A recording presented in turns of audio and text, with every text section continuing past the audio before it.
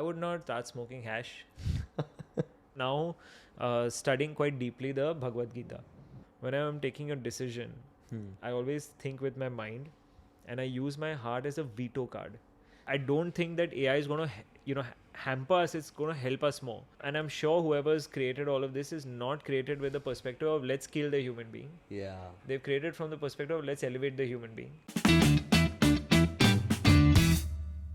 200 crores in revenue. That's what Schbang, one of the largest independent creative agencies in the country, makes every single year.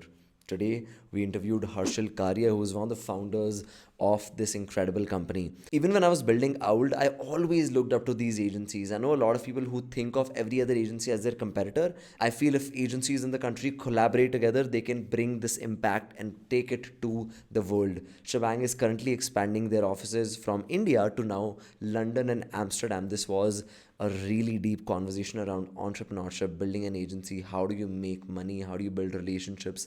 Why Harshil is doing what he's doing, not just Schbang, but he's also building Level, and he does a lot in his life. Time management was a very big topic that I really wanted to talk about. But this podcast, I feel, I don't know how to encapsulate it. This was a really deep podcast, one of the deepest that we have done so far. And I never use the word deep, right? It's mostly about learnings, but I would highly recommend watching this. This is really powerful, and I hope you like it. Hi Harshil, welcome to Hi. the front seat with Ayush. We have just rebranded the podcast. The front seat. Yeah, the front seat. And in all these new episodes, I'm explaining the meaning of the show. Do you wanna guess what does like front seat mean? What could this possibly mean? The front seat. I'm at the risk of sounding stupid, so I don't know. Like maybe if you watch a movie from the front seat, you like a larger than life experience. Is that it?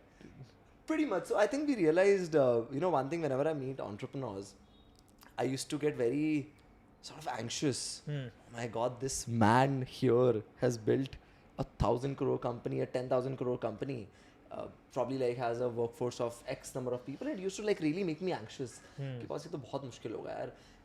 जब तुम एक गाड़ी को देखते हो, you don't think about the nut that's in the car. You see the car as a whole. So we wanted to sort of humanize creators, artists, entrepreneurs, and reverse engineer their journey in such a way that a 20-year-old who's sitting in a room in a small town doesn't feel that this is a humongous task on day zero. Yeah. Of course, it's a big task. It's not easy. It's very, very hard.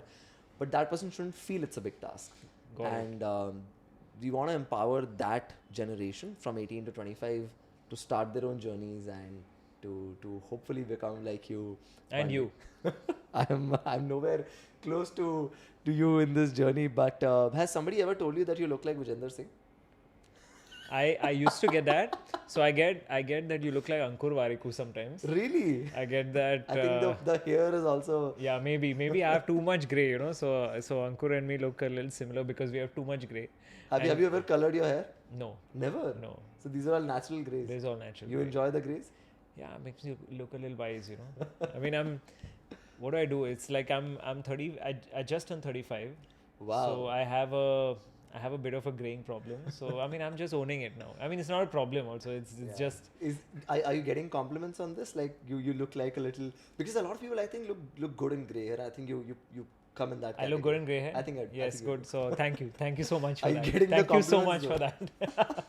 So this is Schbang's office. I was so fascinated, and I think Schbang has been one of my inspirations because, like when you build an agency, you look at the other agencies that have done so well. Schbang has been one of them.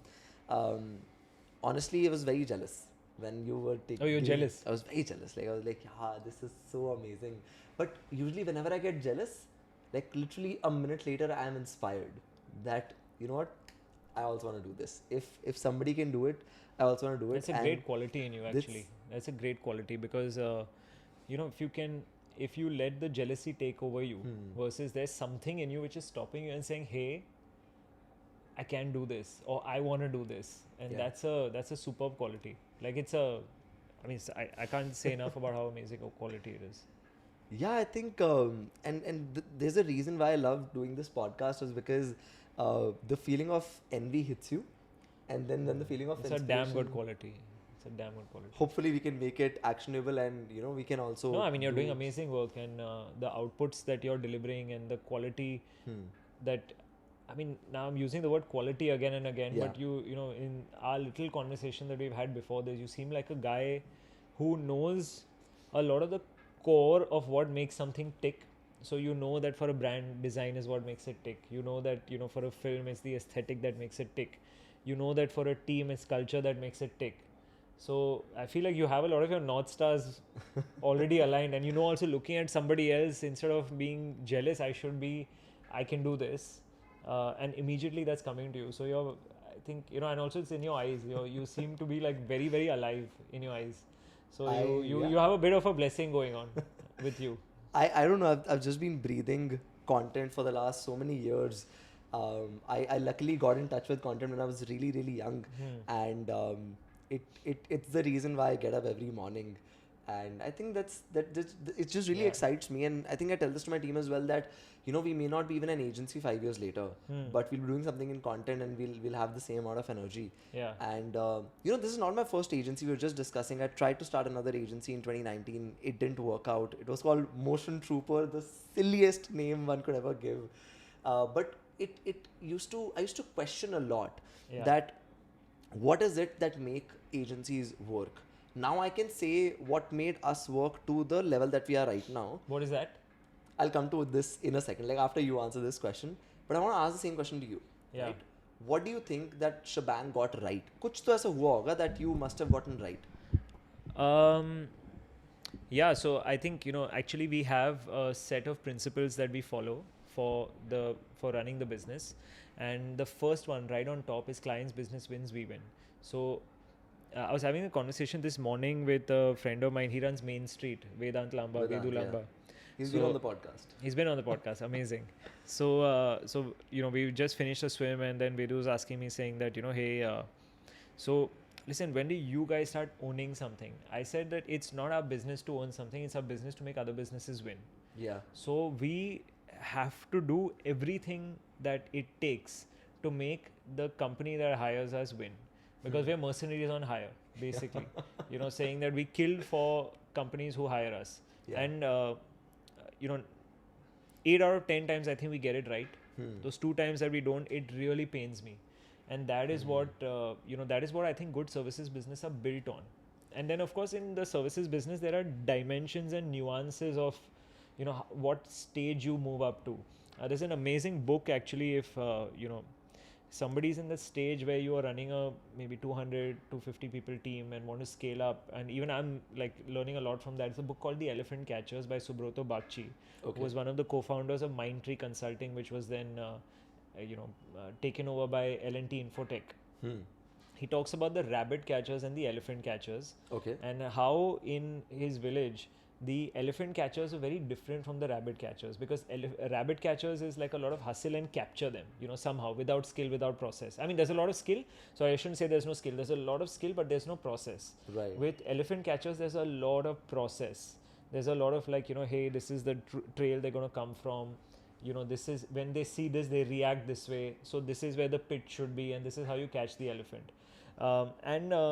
You know, as you evolve along the service bandwagon, you move from rabbit catcher to elephant catcher. So I think it's very, very interesting the way he talks about process and building. So, you know, what I think what makes us a good, strong service provider is that our first principle is clients business win, we win. We're also a very process driven company in terms of everything that we do. So, you know, I can talk a bit more about that as we go along in terms of the specific processes that we have, which I think make us strong, right from recruitment to induction to knowledge dissemination and sharing to training of our people to, you know, deep processes around how we identify stuff around consumer. Right. So a lot of that is what is process driven and makes us strong. The other thing is also that we talk about, you know, there's a few other principles. The other one is act local, serve global, and learn global, serve local. So that's been always a big principle of ours. You know, I mean, like I think pretty much since we started, I always said that, you know, in our business, which is the creative and tech business, you know, it's not the IT business, it's the soft side of IT.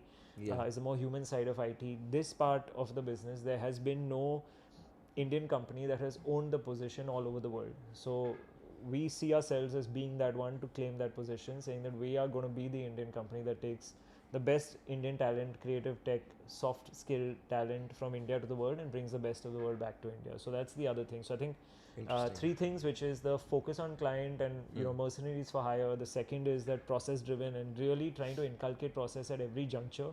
And the third is I think the vision is bigger than any of us individually sitting in the company right now.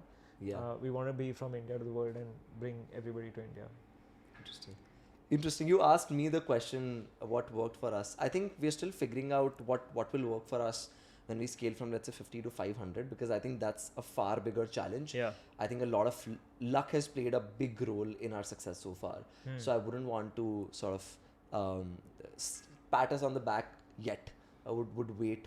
But I think initially what worked for us is just identifying the market. And one of the things that we identified is that a lot of agencies in the country do not understand fintech. And fintech was on a massive boom. I love finance. So, and since, agencies initially especially are driven by the founder. Because it's a service-based business. So realized, okay, I understand fintech really well. Agencies are having a hard time understanding the core business of fintech and what the user wants. So we started with first understanding who we want to serve, and we were very, very hyper specific. Got it. Right. Second was edtech. I've been in the education system really deep. I mean, I was a studious kid starting out. I have done the IIT JEE coaching. मैं सब वो घिसा हूँ जो grind होती है. So that was the second thing. Even if I don't understand edtech, the story sells. So I understood that one place my story will sell, another place my mind will sell. So we started off with just picking out clients like this. So that's how we got, and we rabbit catchers is what we were, right? We were like catching like a lot of clients. We had the skill, of course, like video seekh liya tha, design seekh liya tha, that aesthetic was there, but this was our client acquisition strategy. After we got those clients is when we realized that every agency, and this is my thesis and I may be wrong, in fact I would love your thoughts on it, I think every agency is a product of how the team learns and evolves and what is the culture of the company. Because I realized one thing, यार अगर मेरे पास पैसा है मैं किसी को भी पोच कर सकता हूँ. People keep on shifting. The median years that people spend in an agency is damn bad. I was looking at this article which is 1 year to 2 year. Correct. So अगर ऐसा case है कि people are moving here and there, so and people is what make the agency, then why is an agency still producing better work? Why is one production house still producing better work? Something has to be there, no? And then it came to culture. I think the kind of culture you foster in the company eventually leads to great. Absolutely, creative. And that's what I saw, right? I was telling you, I've interviewed a lot of people in Schbang because a lot of other agency people also come to you and you hire them and then potentially not hire them as well. And I think the best kind of folks, and not best in creativity, but the kind of sort of ideas they had, freshness. And how I determine freshness is if I ask you what is your edtech idea, you don't just think in education, you think in 10 different directions and then get that insight. So I'm really fascinated by the culture and that's what we also try to do. We have a lot of things at OWL that we do. Of course, would love to talk to you off camera as well. But no, you can say it on camera. I think like people would love to hear. Okay, so there's one thing that we started doing in the company which has become like team members' favorite. It's called OWL Learn.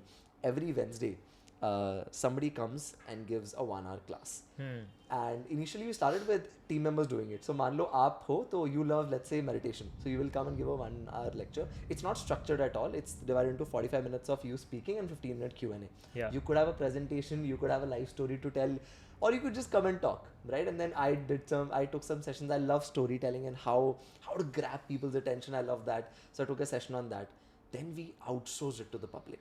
So we were like, चलो ठीक है बाहर से लोग लेके आते हैं. Luckily I've been, I hang around in circles where people are really smart. So I call in favors कि hi, can you come and take like a 1 hour session with the team. We've had sessions on mental health, on physical health, on how to take less stress, on how to do better designing. Our writers know the basic principles of design, which increases so much empathy, in the team, and that cross-functioning becomes so much better. Similarly, our designers know how the strategists and the creative thinkers are thinking of the ideas. So this is a thing which has become like a team favorite. Now we're doing sessions on entrepreneurship. We're doing sessions on just legal. How does the legal system works? It has nothing to do with the creative industry, but the fact that I think the best creatives, this is a very interesting saying that I love. If you want to make great films, don't learn filmmaking, study the world.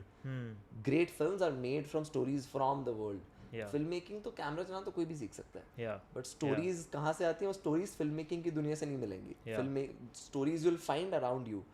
So that's what I think excites me a lot and would want to sort of Amazing. take forward. Amazing. Yeah, I have a rather controversial question. Yeah. Aren't you bored of running an agency? You've done Foxy, you've done now Shebang.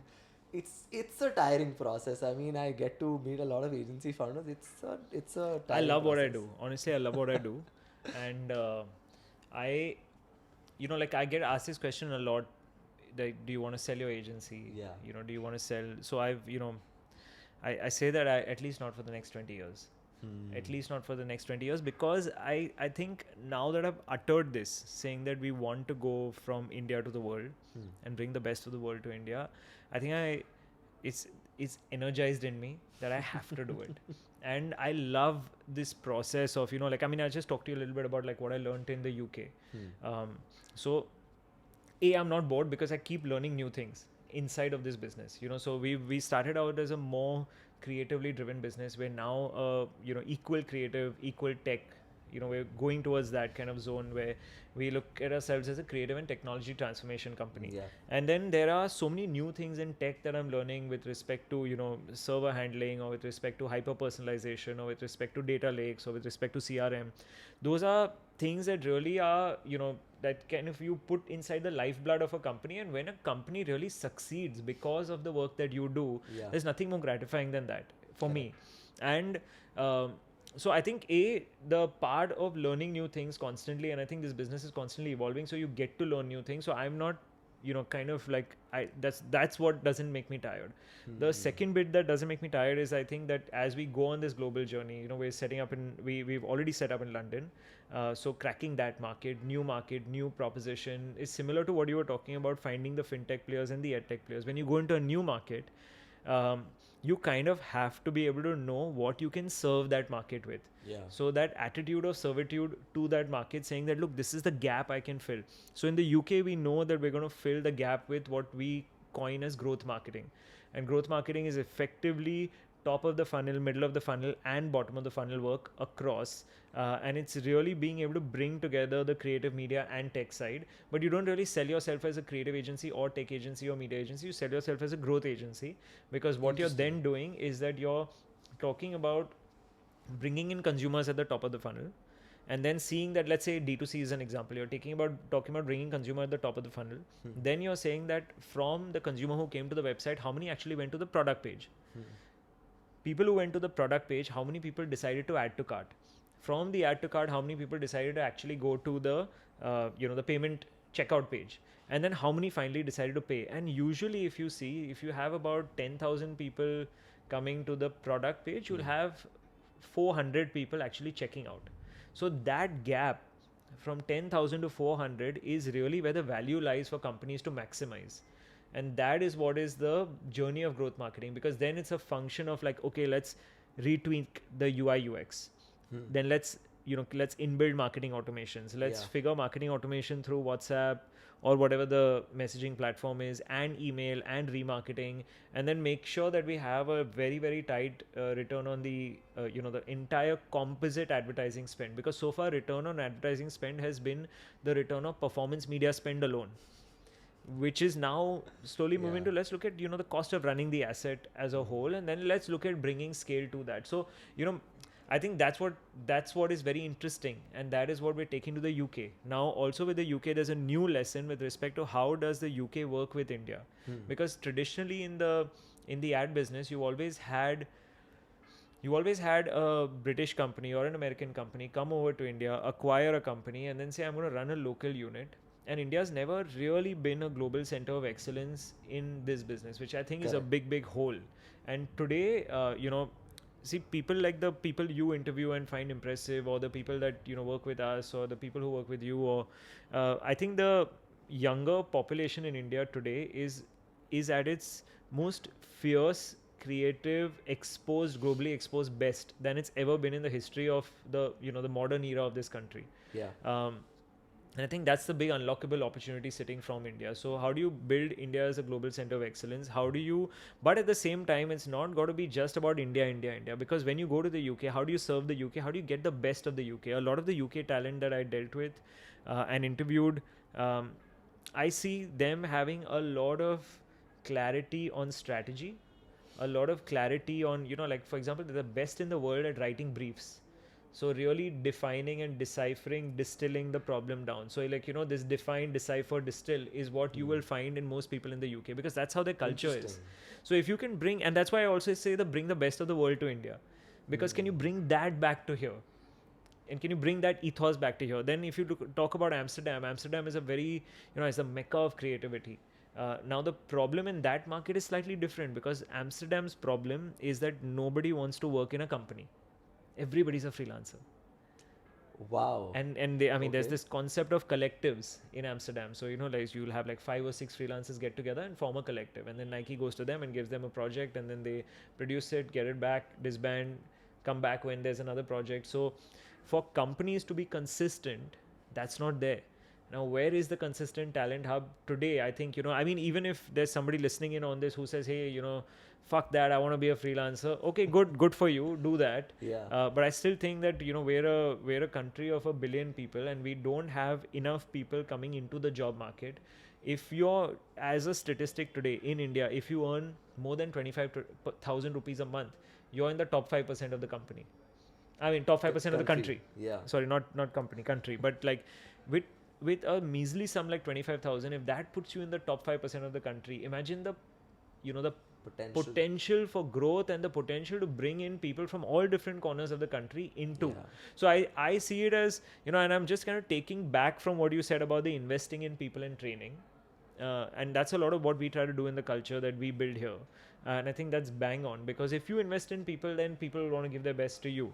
Yeah. And I see that also at a country level, so what can we do as a company to invest in talent across the country to be able to bring more people into the job market in the line that we work in, and to be able to, add value to them, skill them up, right, get more people cross that 25, 50, 75, 1 lakh, 5 lakh line.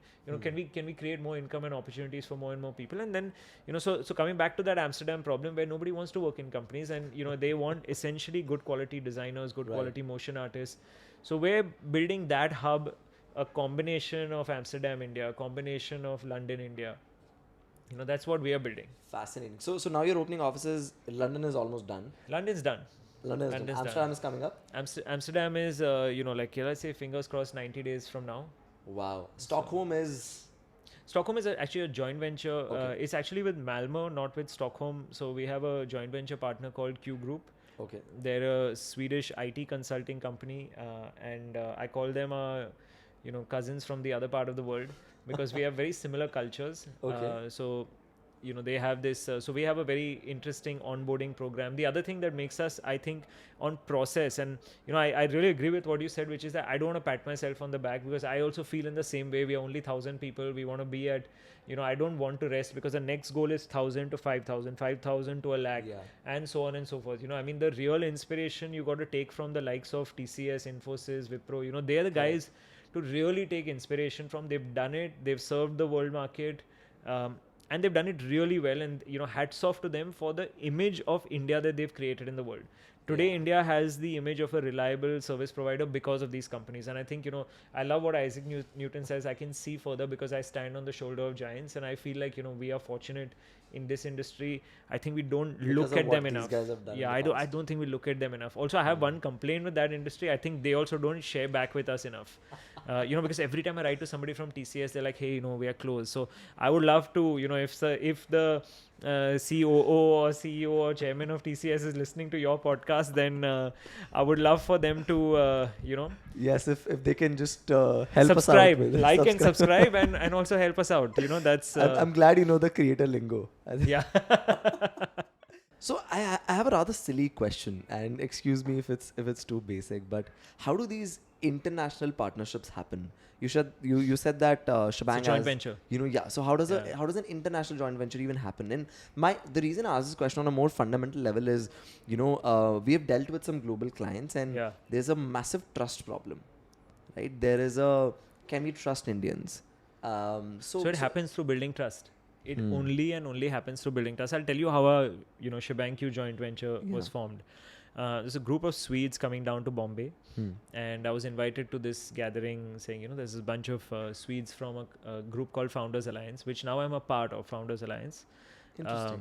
Which is a primarily Nordics-based group of entrepreneurs. Okay. So, one is by being part of them, automatically you build trust because you're then one of them. That's one. But hey, coming back to, I was invited to that meeting. I was like, I don't know what I'm going to do at that meeting. I don't really care about the people who are there. But then I read the bios of the people who were there, and there was this guy who was coming, a founder of Q Group, Mikkel Kretz. And so I went to that meeting. I said, Mikkel, I'm here just to meet you. I don't care about this meeting. I've come to this meeting only and only to meet you. So we had a great time that evening. We spoke at length. Next morning he was here at our office because he said we should continue talking. So next morning he was here at the office. A few months later I flew down to Malmo to see him at his office.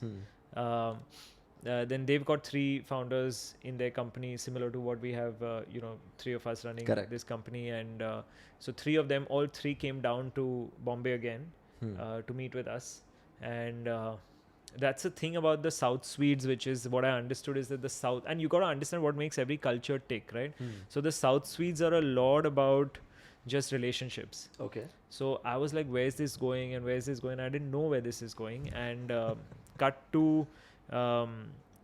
we kept talking, and then my younger brother Sohail, who's my co-founder at Schbang, he also went over to Malmo. And then I was like, okay, this is not really going anywhere. Then back to the middle of the pandemic, and then suddenly remote work opens up. And that's where that's where both of us actually similar, almost the same day we called each other saying, hey, here we're now sitting in the middle of an opportunity, because here is a company well entrenched in the Nordics, dealing with the IKEAs and H&Ms of the world, and the Volvos and the Koenigseggs of the world, supplying them engineering talent. Nice. And they're saying that, hey, actually, we think now that our engineering talent sitting inside of the companies, because they have a insourcing model. Okay. Sitting inside of the companies can actually work with engineers sitting in India, and we can form a joint venture where you put together the best Indian talent to be able to collaborate with our talent. And here are the quality principles that we will put in place. Here are the recruitment mechanisms we would like in place. And I shared a few ideas on, hey, this is how we could further refine the recruitment process and get better talent. Because the big sell was that we sit in the largest brain shop in the world, which is 4.2 million IT consultants sitting in India. So can we participate to also supply some talent to the Nordics, as again a combination of India and the world. So it fits very well with our larger strategy. So I think joint ventures happen when there's trust, when there's alignment of strategy at both ends. So that's when this joint venture happened. And then then we've been doing business over the last 1.5, 2 years, and it's been quite good. It's fascinating. So essentially you help them with finding good tech talent in the country. And then collectively you work to solve a client's problems that could be that are more IT solutions focused. And I mean, you also need to understand what their challenges are. So their challenge was a lack of supply in their market was a challenge for them. And which is, I think, I mean, for anybody listening, that's really I think, I was also in London, I was seeing one more thing. There was this, first we were taught about the population pyramid like this. Okay. Which is that older people, middle-aged people, younger people. Okay. So there's more young people and there's fewer middle-aged people and there's lesser older people because life expectancy was low. Correct. Now what's happening in the world is life expectancy is increasing. Also, fertility is declining in the parts of the world which are more developed. So, I mean, there is probably a direct correlation or an inverse correlation. The more money you have, the fewer kids you want to have. Is it? That's happening in all parts. Elon is an exception. He's an exception. Yeah, I mean, there's always an anomaly, and Elon is an anomaly in so many ways. So I think he's staying true to his image. But that's what's really happening in the world. That you're kind of having a population now which is a bit like this, and soon you're going to have a population which is a bit like this. So more old people. Okay. Yeah, potentially lesser young people and lesser young people. So, and then I guess we'll go through a cycle because nobody can predict this because the human race behaves very different from generation to generation. But so what that is telling us is that again is the demographic opportunity of India. And you could be and I mean I think everybody doesn't need to be an entrepreneur, or you could be an entrepreneur, or you could not, or you could do whatever you want. But essentially I think as long as you can serve the best of your skills, sharpen your skills, as long as we can bring those almost 400 million people in our country who are still not part of the organized workforce. Yeah. As long as we can do as an industry a better job of bringing them in, then that's where the opportunity is. And that's where a lot of my effort also over the next few years is going to be, which is around, so we're just not talking about Schbang being India out, but also India in. So we are looking at Ahmedabad, we're looking at Lucknow, we're looking at Pune. So more of these as not just to serve clients, but also to serve talent and bring talent in, and be able to cultivate talent in those centers. So how that happens, and how that whole maze plans out and pans out, I think we'll hopefully talk about in a few years time. But this is where we are, and this is, I don't know, this is answering a question of why I don't get tired running this, because I love this. I love this job. More than that, I think the how you've described it is probably the broadest of what I've heard anybody describe this this agency model. And once you lay down like a gazillion things that excites, I think it excites most entrepreneurs, right? Yeah. When you lay down probably 10 opportunities. Bro, and if you just think about it from the point of view of, even when you're talking about bringing talent into the ecosystem, what are you going to do? Are you going to work at government school level? Are you then going to work at 11th, 12th level, which is post-government school level? What kind of program and cadence are you going to put in place? How are you going to be able to actually do that? How are you going to take all the money that you earn? Not all, but, you have to put, I think, like, for example, we put a lot more than our CSR mandate into CSR. So how do you do that? And then, how do you actually unlock the mind? That's the other part I'm really interested in, which is why I'm doing Level. Because there we think that it is, it's slightly different tangent, but, it kind of ties in, because what we think is the other underutilized part of India is the power of the mind. Actually, it's all tying in because the stories are united. It's about unlocking the power of the mind of the place that I sit in. And I don't feel like I'm like some sort of a nationalist. I just know that I'm born here. I happen to be born in this country. I'm going to make the most of the opportunity that I have within this country. And for making the most of it, how can I serve best this country? So, taking your example again of the training, to train my office colleagues, to my community, to my people, and then it can go broader and broader, but that's the bit. And with meditation, I think unfortunately over the last few years it's gotten it's gotten two elements. It's gotten two elements of SNS, stress and spirituality only. But actually meditation is all about unlocking the performance of the mind. Interesting. And there is a lot of work done which showcases that people who meditate regularly are the ones who have greater cognition, greater focus, greater memory, and a higher likelihood of staying in this state of greater focus, memory, and cognition for a longer period of time. Interesting. So it's the easiest thing. I mean, I feel like what Nike did to running, we need to now do to meditation.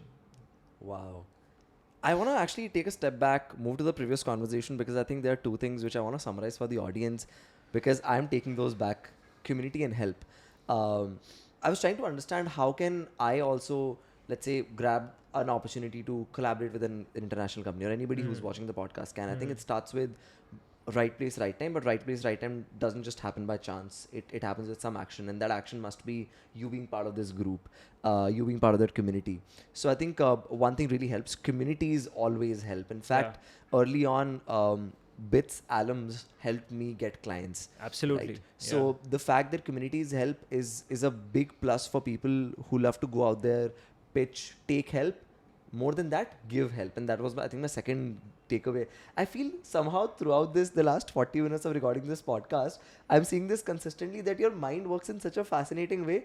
It's key helping businesses win, helping my team win, helping the clients clients win, the different parts of India win. Now you want to help international folks win also. You wanna help win, let's say, international clients also. And this is so inspirational for anybody who's watching, because usually we are taught to take things away. अपनी चीज संभाल के रखो, don't give this, पैसा बचा के रखो, ये सब करके रखो.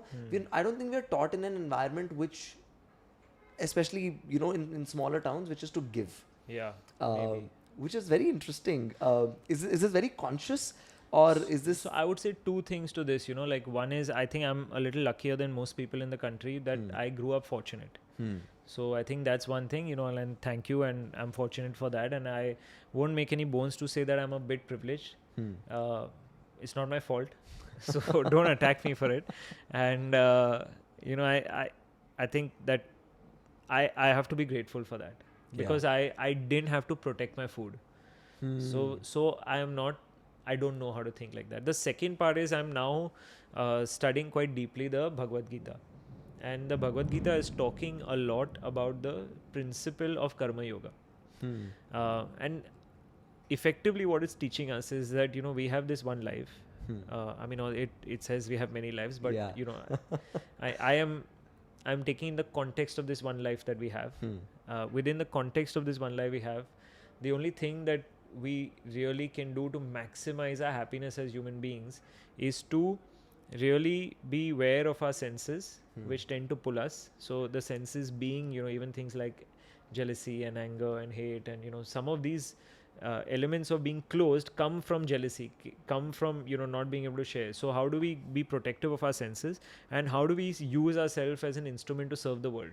So, you know, that is the whole process of living life as a yagya, and, you know, being able to just contribute your whole self to the world. यज्ञ यज्ञ का मतलब होता है Yagya is like a sacrifice. Sacrifice is not really a devotion, like you know, like you're devoted to the world. So if I can live my life as a yagya, and if I can really follow that process, and if I can really maximize that process and give it without a focus on the outcome, because the outcome always comes. So without focusing on the outcome, if I can continue to do that, you know, that's the only way in which I try to now more and more look at life. And I feel like that's kind of going into all the different elements of life. And I mean, honestly, without trying to, like, you know, bullshit or sound like, I mean, it's not like I'm enjoying this. I'm not trying to sound like, oh, you know, like I'm doing something very different or something. It's just that I guess it just opens up a lot of possibilities when you want to give more than you want to get. I think that mentality helps a lot. Yeah. Just and people really appreciate that. I've seen, if you, not everybody will give you back, but you know, there's a very interesting thing which I believe in, that you don't need 100 yeses in life. You need a very selected few yeses. You can have 100 no's, but you probably need like 10 yeses to do really well in life. Yeah. And those 10 yeses is what I feel you get when you give a lot. So even if you get like 15 no's, which is you giving but not getting anything in return, but even if you get those 10 yeses, which is getting, you know, in return, this will offset everything else. Yeah. Big belief. Did you read things about OpenAI DALL-E to GPT-3? I did. Yeah. Did you get like a mini heart attack for a second? I'm just kidding. But did it scare you to some level that people are trying really hard to automate what we fostered? No. It didn't scare me. I feel like, you know, I feel like from the point of view of, we have to see it in the context of also where the market is going to go.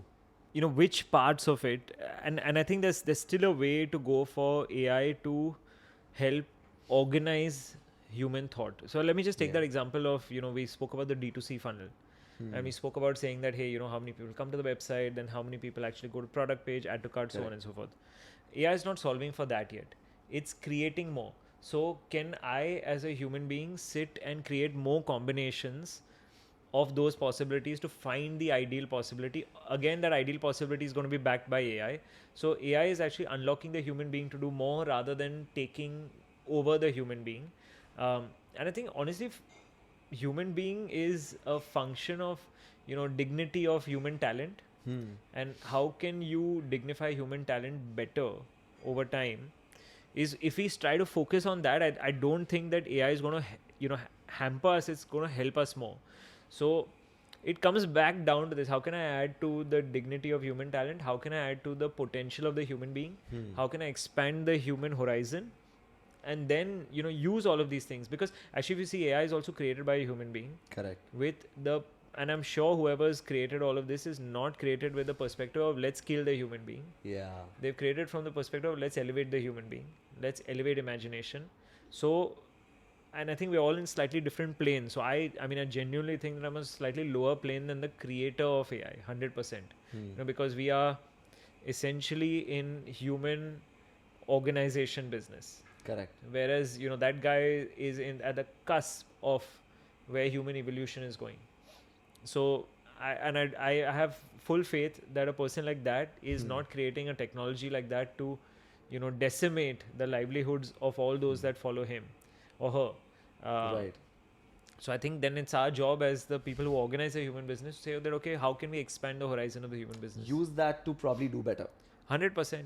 But there are also companies that have a mission internally, especially outside they may not show, is to will use tech to kill the traditional agency model. Yeah. And my question rather is, Like which company is that? I'm not gonna name companies, but let's just assume that that there's a company out there Yeah. which wants to kill the agency model, right? And there are plenty. Like I mean, you want to kill the agency model, but you don't want to kill the human being, because even the tech-based players who are, tech-enabled players who want to kind of kill the agency model, they basically want to kill the way it's structured. They don't want to kill the human beings inside it.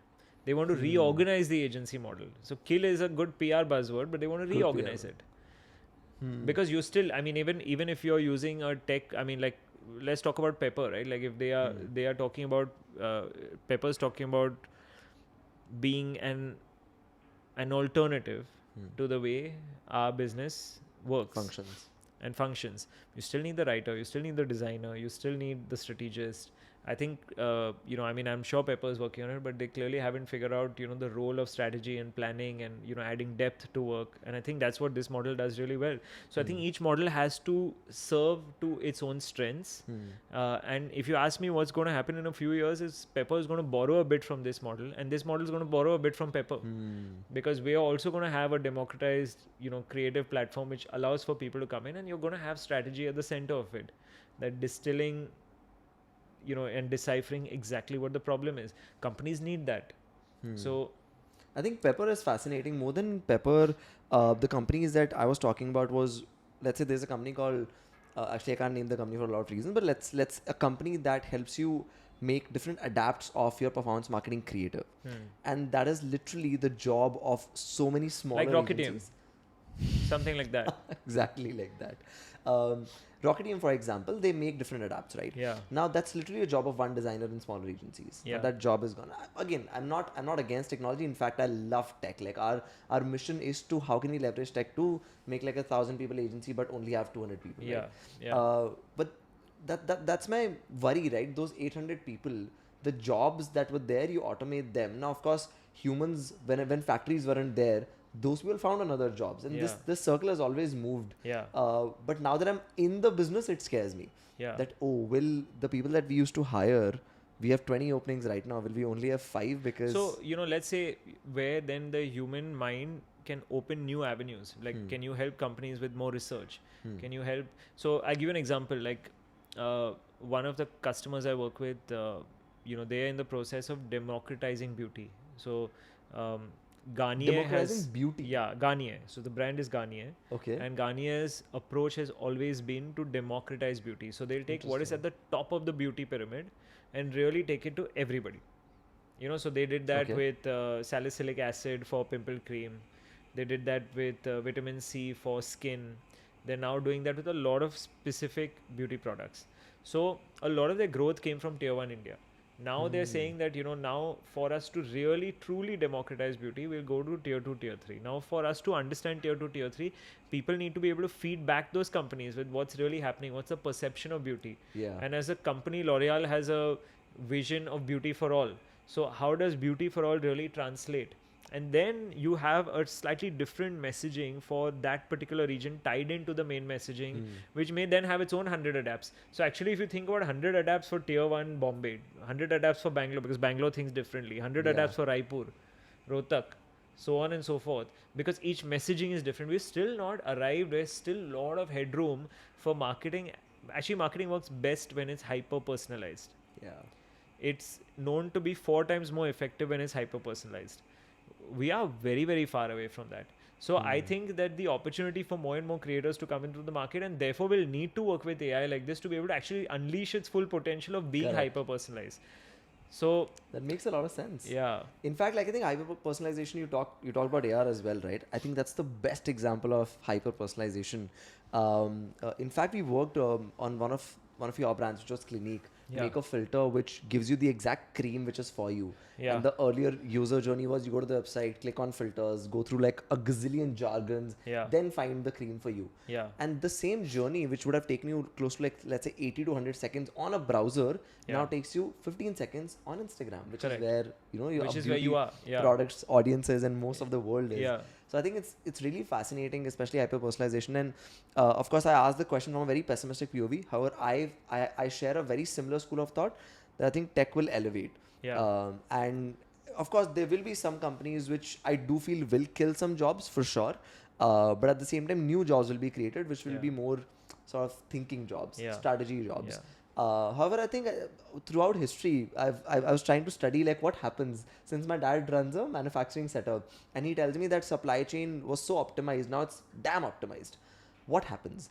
What happens is I think it always removes the bottom like 30-40% of so the top, let's say 10, 20, 30, 40% people. When I say 10, 30, 40% smartest of the people in that sort of industry, they always stay. Yeah. They just find a slightly different role to play in the industry. Yeah. And I think that's my belief, of course, might change over time as No, we... 100%. That is all the more reason why you need to create dignity at the bottom of the pyramid. Yeah. And because whatever we can do as an industry, as a company, as whoever, that's if we can do that and if we can focus on that and elevate the people there to be able to reach a level where you can think, and then you're suddenly in that open market.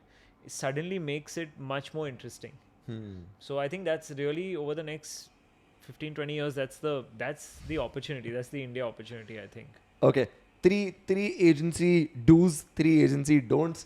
A 22-year-old watching this wants to open an agency who saw a post make $1 million from an agency. And I know a lot of people. Do's, I think, is what you'd say first. Be very specific about which market you want to serve and why and with what. That's interesting. Very, very specific do, and I think it's 100% right. Second is that, build a great culture and invest What is in your culture to people. you? Like, if you can just elaborate on that. Culture is there's no fancy words coming to me right now, but what culture is effectively is how people behave in a larger group once they're in it. So the unsaid rules of that group, which is, whether this client's business wins, we win, is an unsaid rule of our culture.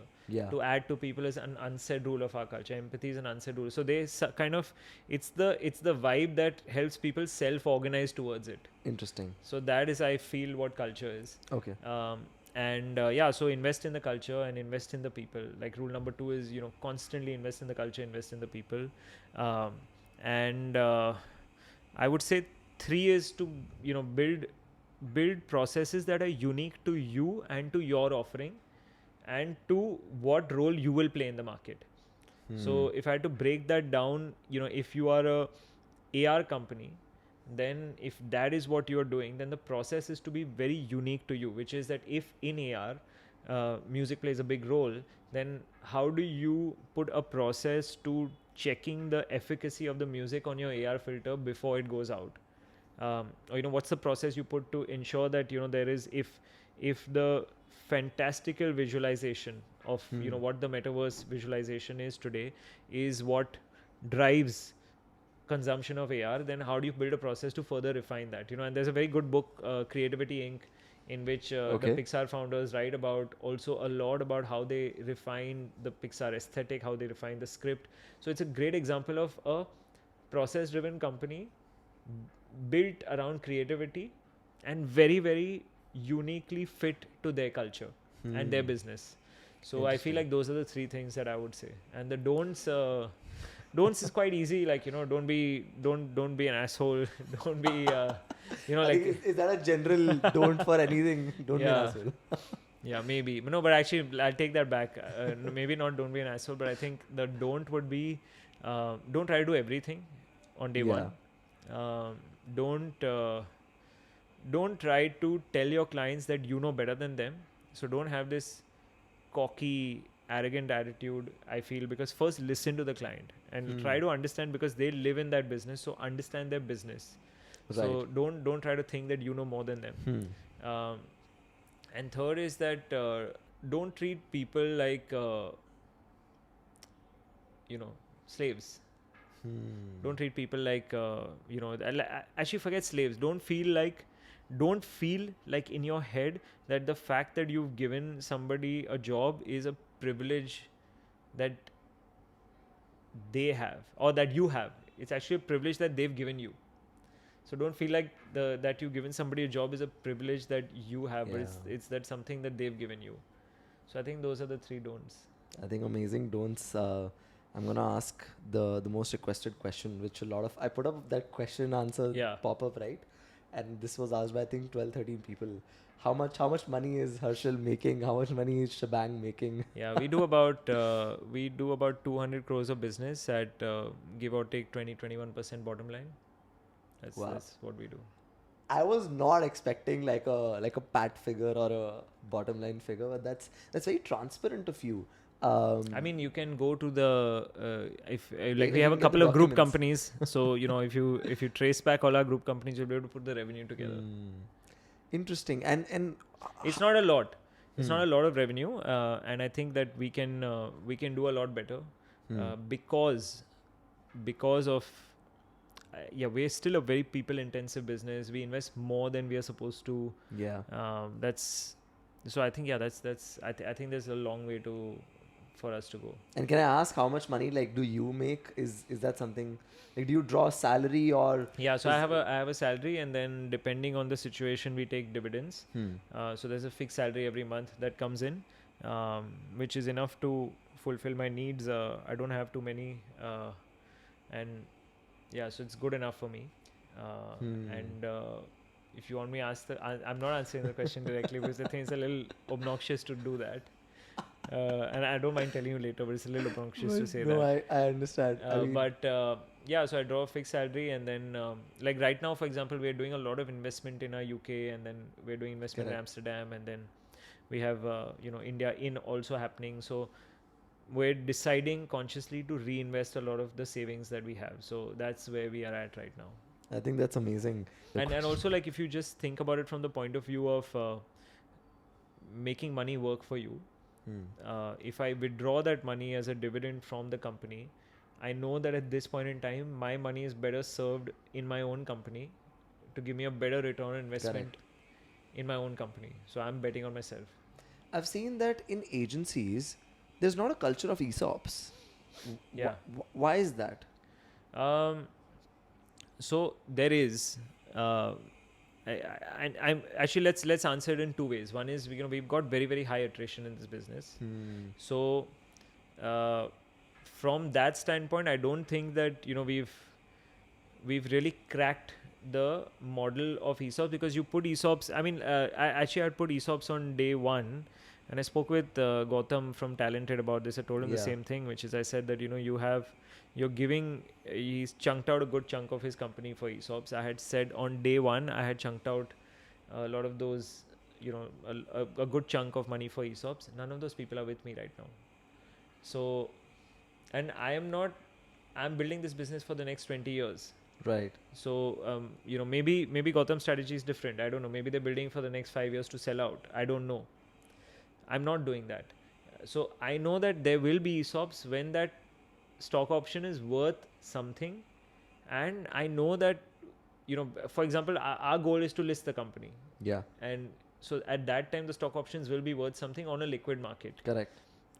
So I'd rather give that at that point in time to the people who've been along the ride for a long time, and I'd rather make them rich at that point in time, rather than going to this halla of hey, I'm giving you an ESOP, then I have to buy it back from you. Then we're going to decide and cap the price. I mean, there's a lot of it's a very long conversation, this particular one, but I unless you're a publicly traded company, there is no value of that ESOP. You won't get the right value of it. There's always going to be that when I buy it back from you, then I'm going to buy it at 3x of PAT or 2x of PAT.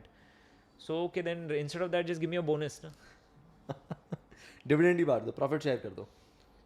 Yeah, I mean, bonus is another function of profit share only, which is basically then going into expense, or profit share is then distribution, because again with dividend you get dividend distribution tax. So you just want to give a bonus to the person and finish it off.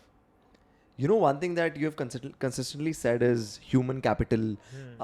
Us being a people business, so hiring to becomes the most important function. Yeah. What 1,000 people you said? Massive. There's so many people out. It excites me so much to see so many people in real. What has been like? How do you hire? In fact, I asked you the same question for your London head. Is how did you find that person? How do you usually hire? What's the strategy like? Yeah. So I did a lot of. I started getting active on LinkedIn few months. Yeah. Then I put out an ad for. I'm looking for somebody in London. We had tons of applications.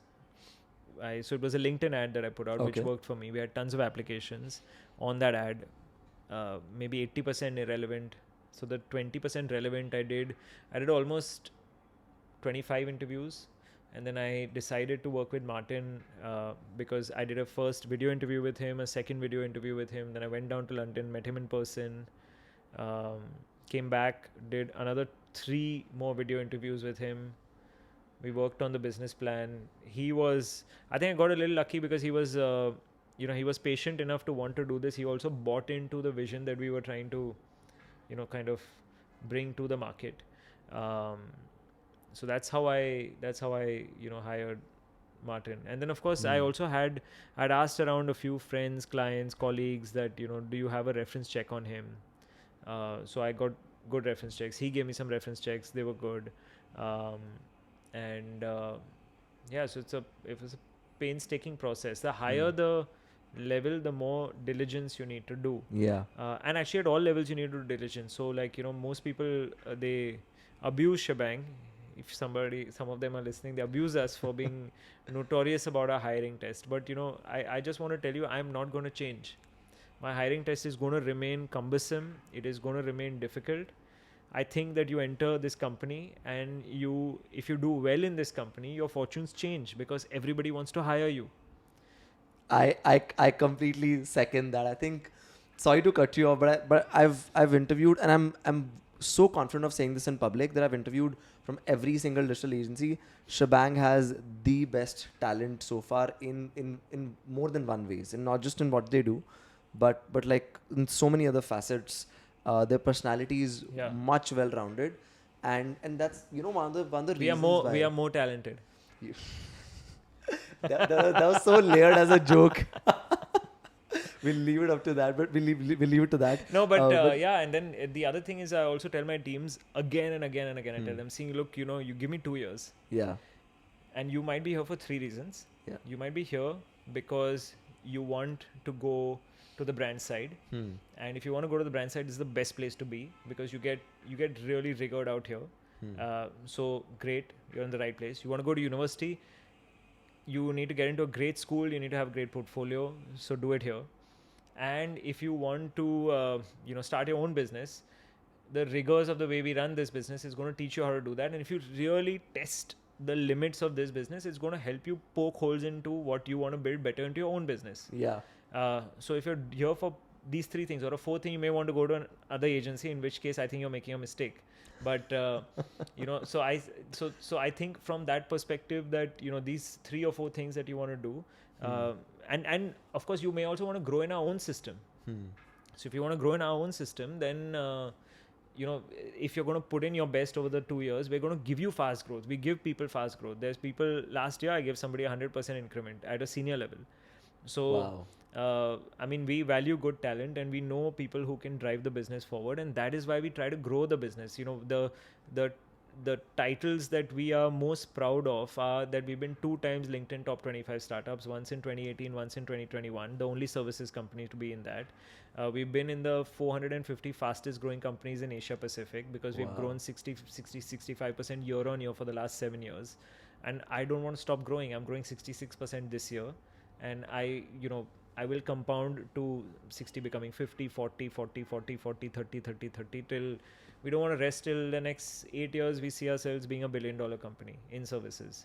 And then there's next step after that. So $1 billion revenue or $1 billion valuation? No, value, not revenue. Revenue is, then there's after that. That's after that. Makes a lot of sense. And You know, I've seen you I've been following you on LinkedIn, Instagram, Twitter for not Twitter, but like LinkedIn and Instagram. You're very, very active these days. You are Yeah, posting about your life. You do music sessions. yeah, You yeah. post that video. You sing really well. I was like, oh my god, this is insane.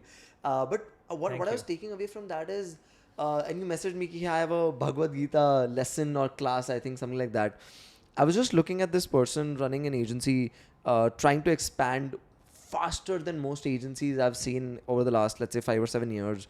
You do music, you do a lot of these other things. This I'm Uh, running Level. We Level. forget about that. I completely forgot about that. Level. That's the testament of why I'm asking this question. Time management, I'm sure a lot of people must have asked you. In time management, I want to understand priority. How do you assign that today, this is what I'm going to give my priority to? You are so generous that podcast is out of, we are out of the time limit that we got, but you're somehow letting me speak and letting us like record this. How do you prioritize tasks? I'm just very curious to know that. So the first thing I wake up in the morning, I have a coach who I work with. Her name is Coach Saloni Suri. She's taught me this technique. So I was struggling, and I was talking to her saying, Coach, I don't know how to prioritize actually between Schbang and Level in my life. So the first thing she said is that, the first thing you wake up in the morning, I try and wake up as early as I can. Most days I try to wake up at 5 o'clock in the morning. Okay. I'm on this program where I do now for the last, I did it for a long time. Now I'm back on it. 3 months I've been doing 1 meal a day. So it's... Even now? Yeah, it's lunch. It's just lunch and that's it. And there's fruits in the morning and then maybe some nuts in the night. So that I think is helping me sleep less, and you can hear a lot about, I know there'll be a lot of haters if I say the word Sadhguru, but okay, you can you can continue hating, but he explains it very well in terms of the energy utilization of your body with respect to breaking down food. So one lesser meal is lesser energy utilized by your body, and I don't feel weak or anything in any way. I love that. So there is the wake up as early as you can. The first thing you do is you write about what you were grateful about yesterday, and you write it in as much detail as possible. So I am going to write about how I'm grateful about things that you explained and taught me, about the things that you were talking about investing in people, about when the kind of sessions that you do, the story that you shared, the fact that you came all the way here and you did this so nicely. And so that is those are few things, and then there's other 10-15 things. What Right. then that your brain is being programmed to do is your brain is being programmed to learn about the fact that these are the things I want to attract more and more into your life. So that's what gratitude does. Gratitude is not about being thankful. It's about tricking your brain to say, hey, actually go and seek more of that. Go and get better at that. So that's the first thing. Then second is that I write today at Schbang, I am prioritizing 1, 2, 3, 4, 5. Today at Schbang, I am delegating 1, 2, 3. Today at Level, I am prioritizing 1, 2, 3. And today at Level, I am delegating 1, 2, 3, 4, 5. And in my life, this is what my priority is. So once I've written that down on a sheet of paper, and which is actually, again, there's a neuroscience to writing on yellow paper and red ink because it registers better on your mind. So that's what I write it on yellow paper and red ink. And yeah, that sticks. And then most of the time when I've written that, there is never a day where it doesn't Get done. And then I started doing it for the week. I've reached now the week. I've not reached the month. Okay. So now I started doing, this week I'm prioritizing at Schbang, this week I'm prioritizing at Level, and this week I'm prioritizing in my life. So that helps. Wow. It kind of just puts your it's a bit like what we spoke about running a company also. If you've defined a vision, and then if for your life you've defined the vision for that day and for that week, and then for your you do that. Now you're backtracking like into the smaller parts of it as to how to get it done. And it's good. I feel it's a good technique. If people find it useful, please use it. That's really interesting, and the reason I asked that question is because I'm doing a lot of things, not because I think I'm some mad genius like Elon, but because What are things you're doing?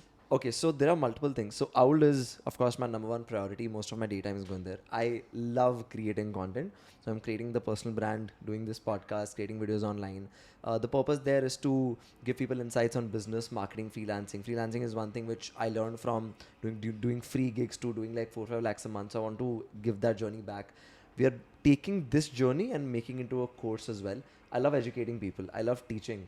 Not that I'm some guru or something, or even I'm not even that like great at that. But मैं अगर आज कुछ सीखूंगा ना, I will tomorrow call somebody and be like, यार मैंने ये सीखा, and I will share that knowledge. And I've been doing that since college. So I take smaller workshops whenever I can. Just because I have this habit of writing. So this is my entire Notion doc. Everything about my life is written down. कि कभी It's ना like कभी. Vedu's notes. हाँ जी. It's like Vedu's notes. I don't know. You spoke about notes on your podcast? Oh no, we didn't. Similar. So I love writing, and I think I just feel कि यार कहीं ना कहीं ना ये काम आएगा. मुझे नहीं पता कहाँ काम आएगा, and then I use that in, let's say, lessons or whatever. So this is what I'm trying to do. We're actually trying to build a tech experiment which will let you build illustrations faster. So this is one of our experiments to make sure how can we make our processes more like not just better, but I think faster is the goal. Economical. कि अगर आज मैं एक animated video 30 days में deliver कर रहा हूँ, can I deliver that in 10 days? Wow. Right. So these are experiments that I want to run. We just started doing this like 2 months ago. Very early in the journey. Probably will take us easily a year to even ship like a basic like MVP. So these are things that I'm trying to do. Then I've just started my fitness journey like 4 or 5 months ago. So very regular at the gym. Trying to be regular at meditation. I don't talk about it often because I don't think I've done it enough to talk about it. But these are things that I'm trying to do. Again, I do this because मुझे ना एक चीज़ से वो satisfaction ही नहीं मिलता. I love jumping into other things, and that leads to a problem of am I spreading myself too thin? Yeah. A longer discussion, but would love to have that probably some other time. I'll just move to a question. Good, you're calling me again then. I would love to. If you give me the time, I will do this like 10 times. But one question that I was really fascinated about, Level is a company that you're running now. It's a product company. Very specific question. From a services company to a product company, there must be a lot of unlearning and relearning involved. Yeah. Very different in how both of these outfits are run. Yeah. What are those things that you have to change and just like optimize? So the biggest thing I learned in running a product company is to really define the product market fit. So product market fit is basically we put Level out, we got 15,000 users. We sent a product market fit survey to half of those users. And for 1,000 users, if you send it to them saying tomorrow if the product died, would you be somewhat disappointed? Would you be very disappointed? Or would you not care at all? And if you have 45% of people on a sample size fairly large who are going to be very disappointed, then you achieve product market fit. So the entire journey of achieving product market fit. So the major difference is that in services, you look at it in micros in product. I mean, in micros in terms of services gets built on, one client served well, second client served well, third client served well. It's the stack up of that. And then you look at the macros. With product, it is about looking at the macros and then going into the micros, which is this product market fit.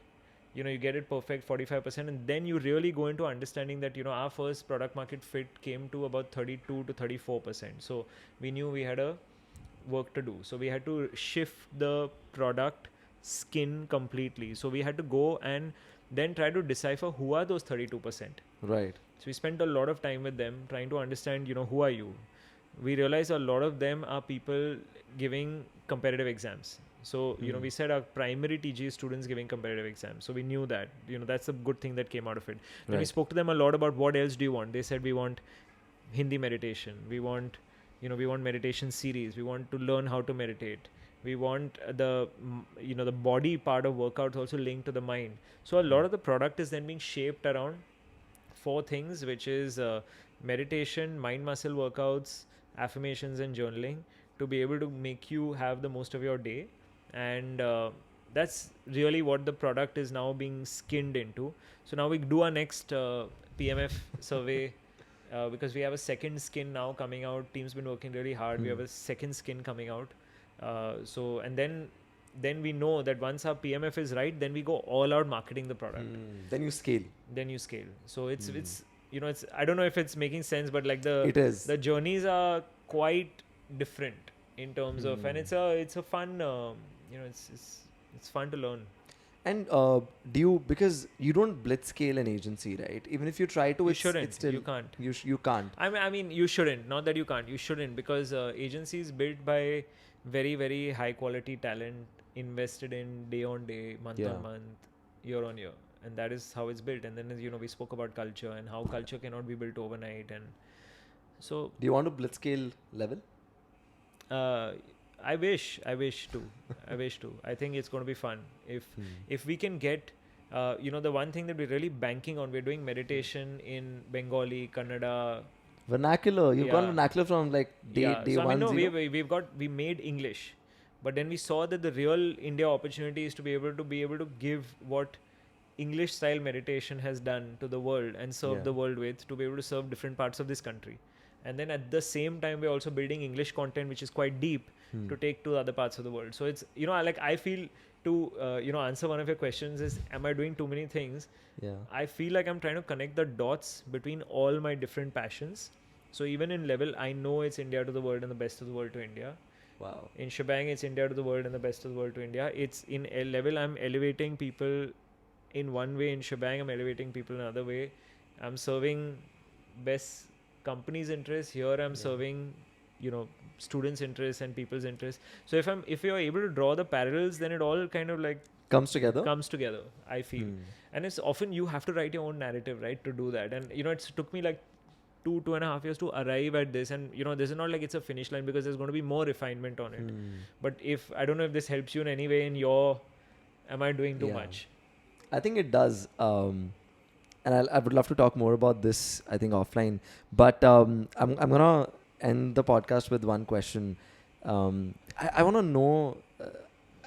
I'm very young, and I'm there are things that you want to do a lot of things when you're young, and you want to avoid a lot of mistakes. I believe थोड़ा सा उल्टा. I think you should do like a lot of mistakes. कर दो, मतलब खुद गड्ढे में गिर जाओ, फिर सीख जाओगे अगली बार गड्ढे में नहीं गिरना. What are 3 things that you would want like young Harshil to do slightly differently? कि यार ये 3 गलतियाँ ना दोबारा नहीं करता अगर मैं दोबारा उसी same path पे चलता तो. I would not start smoking hash. I would not do that. Okay. Yeah, I think I spent maybe 5 years of my life in that hole, and I didn't really enjoy it. I was miserable every day, so I wouldn't do that. Okay. At the opportunity I get, I always speak about it. Yeah. And yeah, so I wouldn't do that. There's a lot of reasons for that. It fries your brain cells. It makes you dull. It's taking you into a shell as opposed to taking you inwards. So I wouldn't do that. The other thing I wouldn't do is I wouldn't always think with my heart. I would think with my mind. There's a friend of mine, Christopher, from Stockholm, from the Founders Alliance group. He taught me a very good thing. He said that when I'm taking a decision, I always think with my mind, and I use my heart as a veto card. So you use your mind. Wow. So you use your heart to say no, not to say yes, which is a very smart hack, because most of us like to say yes with a heart. But the moment you say yes with your mind and then you use your heart to say no, when something doesn't feel right, that's when you say no. But you don't use your heart to say yes. Feeling? Yeah. Intuition. Yeah. But you use your intuition for no, not for yes. Not for yes. So so I would not think so much with my heart. And I honestly, not because I'm, not because I'm in the business, but I would have I wish I started to meditate when I was a lot younger. I think you're planning to now help people with that journey. With Level. Yeah. That brings us to the end. We have this ritual.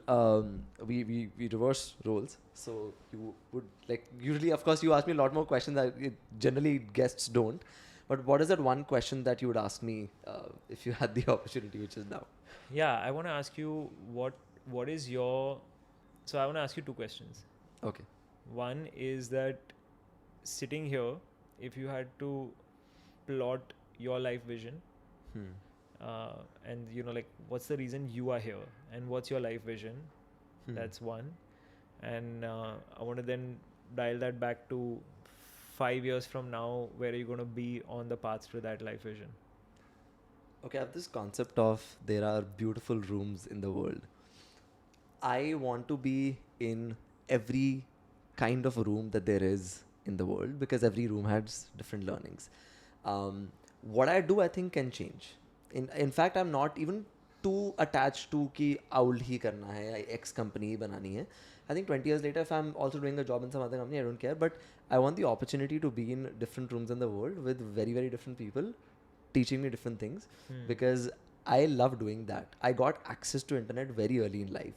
All I did was I got the skill of how to Google write. And I think that is such an underrated skill. And I love just reading about different... I'm not a big book reader, but I love reading articles wherever I can find bits and pieces of information. Could be fun, could be fiction, could be non-fiction. And what I do is just given me a lot of opportunities to do that.